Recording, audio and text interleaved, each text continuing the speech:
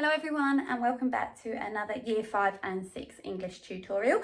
Today we are going to be looking at one of the most common mistakes that people make in their writing, and that is using affect and effect in the wrong places. So hopefully this tutorial will teach you the very simple rule about which one is which and help you to make the right choices in your writing.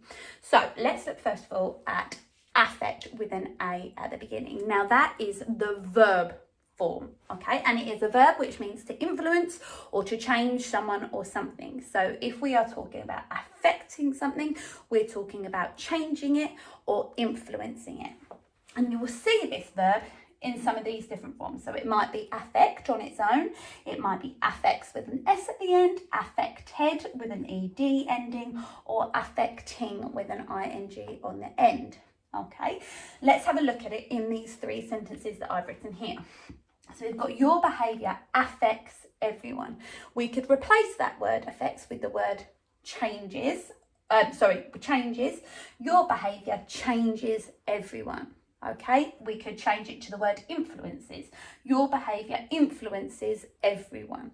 Okay, it's being used as a verb, so the affect is the correct one to use.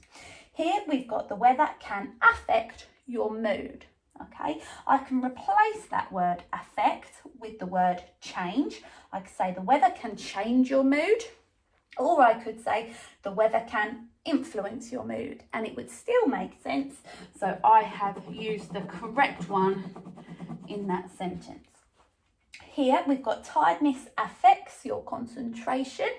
I could say tiredness influences your concentration, or I could say tiredness changes your concentration. Okay, and it would still make sense. So we can tell that in those three sentences it should be an A because it is a verb. Okay, we're talking about changing or influencing something. When we're using the word effect with an E at the beginning, we are talking about a noun, a thing, and an effect is the result of something. So if you use effect, you should be able to replace it with the word result, and it should have the same meaning roughly in the sentence. You might see it as effect or effects is the plural, okay? You will never see effected, so you would never see this with an ED on the end. That isn't a word that exists.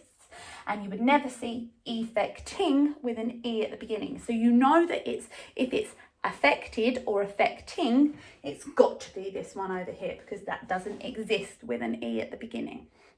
Okay, so let's have a look at the examples I've got here. So we've got the effect is that I feel sad.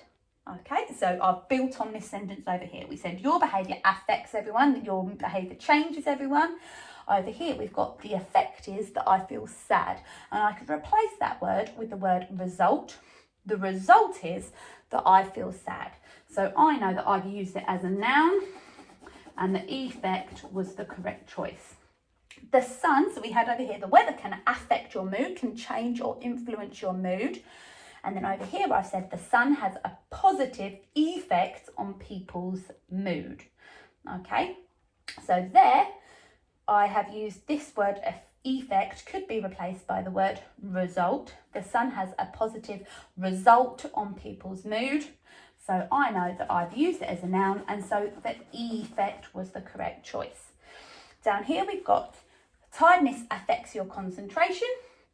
This one is completely separate. It says the effects of smoking are well known. I could change that to the results.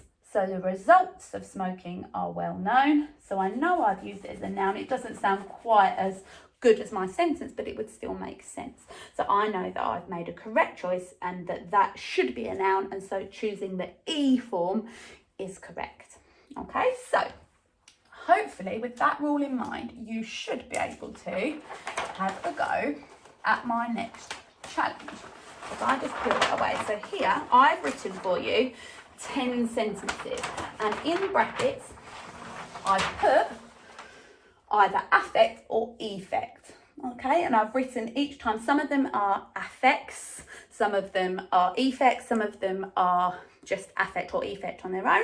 Some of them will have an ed ending, some of them will have the ing ending. I've written both possibilities of how you might spell the word that is missing, and you need to choose the correct one to complete each sentence. So if you want to pause the video there so that you can have a look at the sentences, and then unpause the video when you're ready, and I will go through what option you should have picked for each one.